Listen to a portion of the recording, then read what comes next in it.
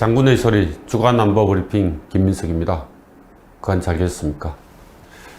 오늘은 북한의 ICBM에 대해서 좀 자세하게 말씀드리려고 합니다. 이유는 이 미사일로 인해 가지고 한반도의 전쟁 가능성이 훨씬 커졌기 때문입니다. 북한이 지난 10일 노동당 창건 75주년 기념 열병식에서 공개한 신형 ICBM 이 대륙간 탄도미사일로 인해서 한반도의 전쟁 가능성이 훨씬 더 커지게 됐습니다. 화성 16으로 명명된 이 미사일로 김정은 북한 국무위원장의 자신감이 한층 더 커졌기 때문입니다. 화성 16은 아직 발사가 되지 않아서 성능 검증은 되지 않았지만 외형상으로는 미국 전역을 강타할 수 있는 탄도미사일입니다. 그래서 도널드 트럼프 미 대통령의 김정은에 대한 기대가 여지없이 깨졌습니다. 북한이 단거리 탄도미사일을 쐈을 때는 트럼프 대통령이 별거 아니다 라고 했는데 이번에는 진심으로 실망했다 하면서 분노를 표시했다고 합니다. 그러면 북한은 화성 16을 왜 개발했고 도대체 이게 어떤 것인지 한번 설명드리겠습니다. 북한이 이번 열병식에서 기존의 바퀴 축이 9개였던 바퀴는 18개였죠. 그런 화성 15를 개량해 가지고 바퀴가 11축, 그러니까 11축이니까 22개짜리 화성 16으로 만들었죠. 그렇게 한 이유는 사거리 때문입니다. 기존의 화성 15호로는 미국을 완전하게 타격하기 어렵기 때문입니다. 2017년도 11월에 북한이 화성 15호를 발사했습니다. 그때 이 미사일은 고도 4,475km 그리고 날아간 거리는 950km입니다. 당시 전문가들은 이 화성 15호의 사거리를 13,000km 이상으로 봤습니다.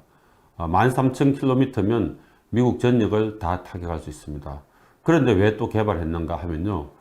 이 화성 15는 13,000km가 날아가긴 하지만 탄두가 300kg일 때입니다. 그런데 북한이 이 300kg짜리 탄두를 만들기가 쉽지가 않습니다. 이 핵탄두에다가 껍데기까지 씌우고 이렇게 하면 300kg이 넘는 거죠. 탄두가 300kg일 때는 13,000km가 날아가지만 탄두가 600kg이 되면 9,300km로 확 줍니다.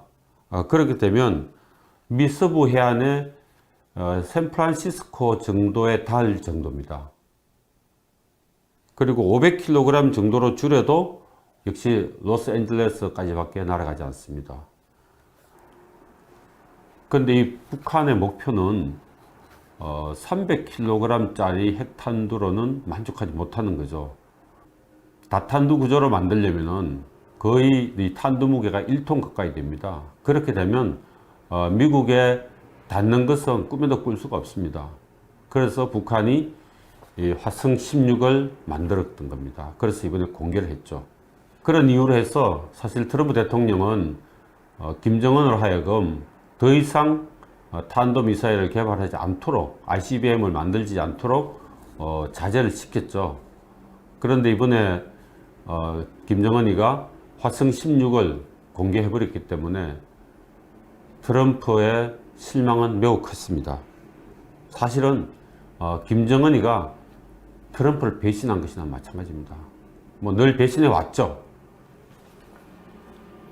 북한이 이번에 선보인 이 화성 16은 길이가 24m,直径은 2.5m입니다.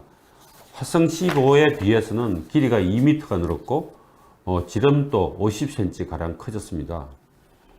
이 화성 16의 총 중량은 정확하진 않는데 120톤쯤으로 보고 있습니다. 그리고 여기 채우는 연료만 100톤 정도라고 합니다. 기존의 화성 15의 연료는 69.5톤이라고 합니다. 그러면 100톤은 69.5톤에 1.4배쯤 됩니다. 그래서 미사일의 연료가 1.4배가 늘어난 만큼 당연히 화성 16은 사거리가 늘어나겠죠. 이 화성 16에는 지금 다탄두 구조를 보고 있고요. 핵탄두 작은 거를 두세 개 정도 넣을 수 있는 걸로 보고 있습니다. 많으면 4개까지 들어갈 수 있는데, 그래서 전체 무게는 약 1톤 정도로 보고 있습니다. 그렇다면은 북한이 이 화성 16을 발사할 경우에 미국의 워싱턴과 뉴욕 이런 큰 도시를 한 번에 동시 타격할 수 있습니다. 김정은이가 이번 화성 16을 보여주면서 확실한 의지를 내놓은 게 있습니다. 미국을 공격할 수 있다는 확실한 의지입니다.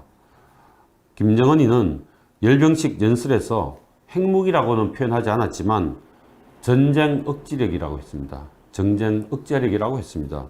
이 전쟁 억제력은 이 일종의 전략적 능력인데, 말하자면 전략 무기인 핵탄두 화성 16, 핵탄두를 장착한 화성 16으로 이 전쟁 억제력을 구현할 수 있습니다. 김정은은 이 전략 무기의 사용 대상을 미국이라고는 특정하지 않았지만 적대 세력이라고 우회적으로 했습니다. 그러나 이 적대 세력은 결국 미국입니다. 미국이 곧 적입니다. 김정은은 또 전쟁 억제력을 선제적으로는 사용하지 않겠다고 했습니다. 하지만 북한을 건드리면 가만히 있지 않겠다는 의지도 보였습니다. 그래서 미 대선 이후에 북미 핵협상이 완전히 파탄이 나거나 또는 미국이 북한을 더욱 제재하거나 압박할 경우에는 이 화성 16을 사용할 수도 있다는 그런 의지인 것이죠. 그래서 일종의 미국에 대한 엄포이고 북한의 핵 독트린이라고 볼 수 있습니다. 김정은은 자신의 의지를 더 굳히기 위해 화성 16과 함께 잠수함용 탄도미사일, 즉 SLBM 신형 북극성 4 시엇을 공개를 했습니다. 이 북극성 4 시엇이나 화성 16은 흑백으로 페인트를 했는데, 통상 흑백을 칠한 미사일은 시험용입니다. 그래서 여차하면 북한이 이 두 미사일을 발사할 수도 있다는 그런 의지인 셈입니다. 그런데 북한이 이 SLBM 신형이나 또는 화성 16을 발사를 하면 레드라인을 넘는 겁니다. 트럼프는 김정은으로 하여금 김정은에게 레드라인을 넘지 말라 이렇게 경고를 해왔습니다. 그런데 이 레드라인은 뭐냐? 북한이 레드라인을 넘는다는 것은 미국은 곧 북한의 미국 영토를 공격하는 거나 같다라고 간주하는 것입니다. 그래서 북한이 이 레드라인을 넘는 순간 미국은 군사력을 동원할 수 있습니다. 북한을 군사적으로 공격할 수 있다는 이야기입니다. 미국은 레드라인을 그렇게 생각하고 있습니다. 하지만 미국의 고민도 적지 않습니다. 북한이 다탄두형 화성 16을 쏘았을 때 미국이 그걸 다 요격할 수 있느냐는 겁니다. 지금 알래스카에 있는 EKV, 그러니까 그 외기권 요격 체계는 요격 확률이 50%가 안 됩니다. 성공 확률이.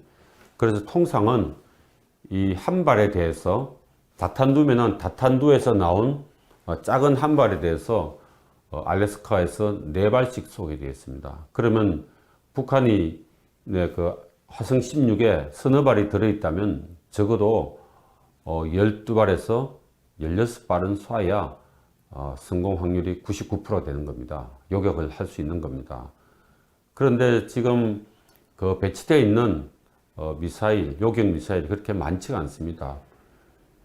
전문가들은 이렇게 보고 있습니다. 아마 미국이 이 12발, 16발 정도를 요격 미사일을 사오려면 시간도 걸리지만 돈도 한 10억 달러쯤 든다고 합니다. 그래서 이걸 미 국방부가 구매를 하는데, 구매해서 배치하기 전에 북한은 화성 16을 더 만들 것이다. 결국은 미국이 북한의 미사일 생산을 따라갈 수 없다. 요격 미사일이 따라갈 수가 없다. 이런 우려들을 하고 있습니다. 김정은 위원장이 화성 16과 북극성 4시엇의 사용 대상을 미국으로 삼는 대신에 한국은 포섭 대상으로 분류를 했습니다. 김정은이가 한국은 북한의 경쟁 상대가 아니라 오히려 북한이 한국을 보호한다는 그런 식이었습니다. 김정은이가 열병식 연설에서 한국을 이렇게 이야기했습니다. 사랑하는 남녘동포, 북과 남이 다시 두 손을 마주 잡는 날. 정말 한심하죠. 어쩌다가 우리가 북한의 포섭 대상, 북한의 보호 대상이 됐는지 참 한심합니다. 그런데 우리 정부는 북한의 이 김정은의 연설에 대해서 그다지 기분이 나쁘지 않는 그런 분위기였습니다. 청와대가 지난 11일, 그러니까 열병식 다음 날이죠. 국가안전보장회의, NSC 회의를 열었습니다. 거기에서 남북관계 복원하자는 북한 입장에 주목한다 라고만 밝혔습니다. 북한의 신형 미사일에 대해서는 한마디도 말을 하지 않았습니다. 아니, 대한민국 국민을 보호하고 그리고 생명을 지켜야 하는 게 이 정부고, 그 가장 위에 있는 기구가 NSC인데 NSC에서 한국 국민을 위협하는, 생명을 보장하지 않도록 하는 그런 미사일에 대해서 한마디도 하지 않는 게 도대체 이게 정부인지 정말 한탄을 금할 수 없습니다. 그런데 이 국방부의 말은 더 한심합니다. 지난 13일 날 이렇게 발표했습니다. 북한이 공격했을 경우 원점 타격해 무력화하겠다 라고 했습니다. 물론 맞는 말입니다. 하지만 우리 군이 북한의 이스칸데르 M이나 또는 대구경 방사포, 이런 미사일급, 단거리 미사일급 무기 체계들을 막을 수가 없습니다.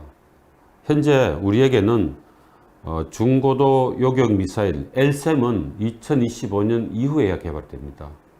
그리고 그게 실전 배치되려면 2028년쯤은 돼야 합니다. 지금은 2020년 말입니다. 앞으로 8년이나 지나야 겨우 LSAM을 실전 배치할 수 있을 것입니다. 현재 우리가 갖고 있는 것은 성주에 있는 미군 사드, 그리고 우리 군이 갖고 있는 패트리어트, 그뿐입니다.